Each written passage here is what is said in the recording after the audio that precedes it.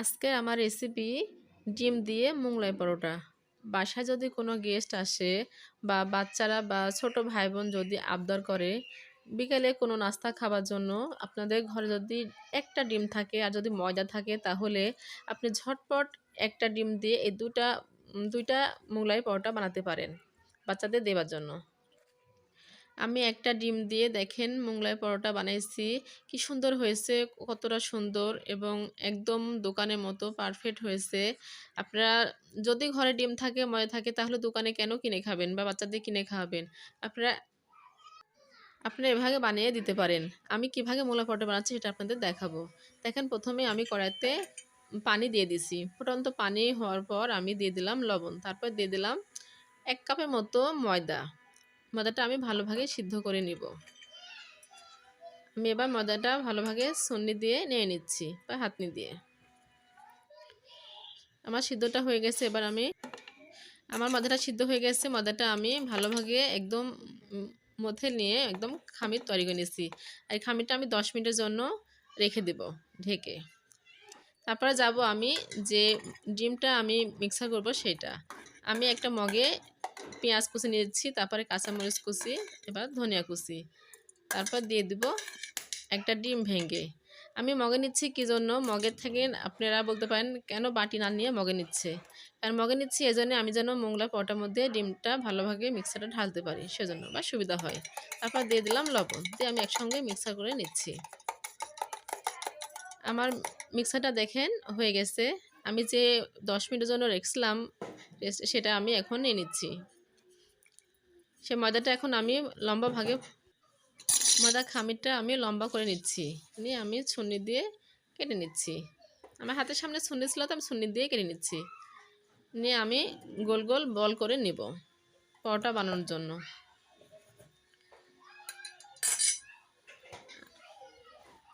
দেখেন আমি খামিরটা একদম রুটি বেলার জন্য আমি গোল করে নিচ্ছি। এটা দিয়ে আমি পরোটাটা বল করে নেব। আমি 4টা পিস করেছি, আপনারা দেখছেন 3টা হয়তো বা, আমি এখন 4টা পিস করে নিয়েছি। দিয়ে আমি দেখেন রুটিটা বেলবো। আপনারা যে পুরিটা বাসায় বানান তার চেয়ে একটু বড় করে আপনারা বেলে নেবেন রুটিটা। আমি একটা একটা করে আমি 4টা রুটি বেলে নেব। আমার সিদ্ধ ময়দাটা সিদ্ধ করা তো, সেজন্য হয়তো বা ধারে একটু ফেটে যাচ্ছে। আপনারা যদি আরও ভালো করে পারেন তাহলে আরও ভালো করে বানাতে পারেন। আমার 4টা রুটি বলা হয়ে গেছে। এবার আমি যে ডিমের পুরটা রাখছি সেটা দিব, কিন্তু তার আগে আমি দেখেন একটা রুটির পর আরেকটা রুটি আমি কীভাবে দিয়ে আমি জিনিসটা একটা রুটি আমি বেলে নিয়েছি। আপনারা যদি মনে করেন আরও বেশি করে বানাবেন তাহলে আরও ডিমটা বেশি আপনারা দিয়ে 2টা ডিম দিয়ে আপনারা 3টা বা 4টা এরম বানাতে পারেন। আমি একটা ডিম নিচ্ছি সেজন্য আমি 2টা পরোটায় বানিয়ে দেখাবো। আমি 2টা রুটি নিয়ে দেখেন আমি ধারটা একদম সুন্দরভাবে মুড়ে নিচ্ছি, যেন আমার ডিমটা দিলে বের হয় না যায় বা ছড়ায় না যায়। দেখেন আমি কি সুন্দরভাবে মুড়ে নিচ্ছি ধারটা। আপনারা যেভাবে পুলি পিঠা বানান, যেভাবে মুখটা বন্ধ করে দেন, ঠিক সেভাবে মুখটা বন্ধ করে দিবেন। আর এক সাইডে ফাঁকা রাখবেন যেন আমি ওই পাশ দিয়ে দিতে পারি। দেখেন আমি এক সাইডে ফাঁকা রাখছি, ওই পাশ দিয়ে আমি ডিমের যে মিক্সারটা করে রাখছিলাম সেটা আমি দিয়ে দিব। আমি মগটা কী জন্য নিয়েছিলাম দেখেন, এখন বুঝতে পারবেন। আমি ঠিক এভাবে ঢালার জন্য মগটা ব্যবহার করছি। আমি অর্ধেকটা দিয়ে দিছি একটা পরোটার মধ্যে, দিয়ে আমি সুন্দরভাবে আবারও যে বাকি অংশটা ছিল খোলা সেটা আমি সুন্দরভাবে বন্ধ করে দিব, ঠিক আগের মতো করে। দিয়ে ভালোভাবে জিনিসটা মুখটা আটকে দিব যেন কোনো সাইড দিয়ে ডিমটা বের হয়ে না যায়। এটা আমার হয়ে গেছে, আমি আরেকটা নিচ্ছি। ঠিক একই নিয়মে আমি আরেকটা করব। বাকি অংশটা আমি ঢেলে দিলাম। এবার আমি এভাবে আবারও মুখটা সুন্দরভাবে মুড়ে নেব। এবার আমি কড়াইতে তেল দিয়ে রাখলাম, গরম করে রাখলাম, সেটা আমি তেলের মধ্যে পরোটাটা ছেড়ে দিলাম।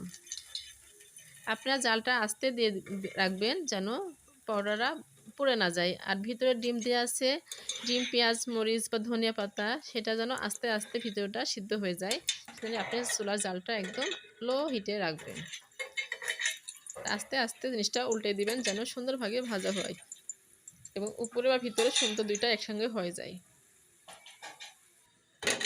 দেখেন আমার প্রায় হয়ে আসছে, দেখেন কত সুন্দর কালার আসছে। ঠিক আপনারা এভাবেই ভাজবেন।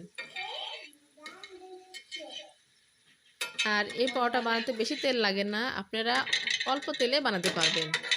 আর বেশি তেল তো খাওয়া ঠিক না, স্বাস্থ্যের জন্য ক্ষতিকর। আপনারা চেষ্টা করবেন অল্প তেলে খাওয়ার জন্য। দেখেন আমার মোগলাই পরোটা কত সুন্দরভাবে ফুলছে, একদম হচ্ছে ফুলকো লুচি হয়ে গেছে। আমি এভাবে আবারও দিয়ে দিলাম আরেকটা পরোটা। ঠিক একই নিয়মে আবার আমি এটাও ভেজে নেব।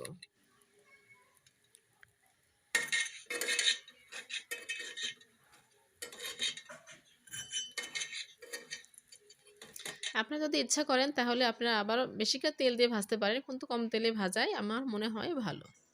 আমার পরোটাটা বানানো হয়ে গেছে, দেখেন আমি মোগলাই পরোটাটা এবার আপনাদের ছিঁড়ে দেখাবো। ভিতরে পুরটা বা যে আমি ডিমের ইয়াটা মিক্সার দিছিলাম সেটা দেখেন আমি দেখাবো কতটা সুন্দর হয়েছে। দেখেন একদম মোগলাই পরোটা যেটা আপনাদের বাজারে কিনতে পাওয়া যায়, আপনারা ঠিক সেটা। আপনারা বাজারটা কিনে না খেয়ে আপনারা বাসায় যদি বাচ্চাদের এভাবে বানিয়ে খাওয়াতে পারেন তাহলে অনেক ভালো হয় এবং বাচ্চাদের স্বাস্থ্যের জন্য উপকার। ভিডিওটি ভালো লাগলে প্লিজ সবাই মিলে লাইক, কমেন্ট, শেয়ার এবং সাবস্ক্রাইব করবেন। সবাইকে ধন্যবাদ। আল্লাহ হাফেজ।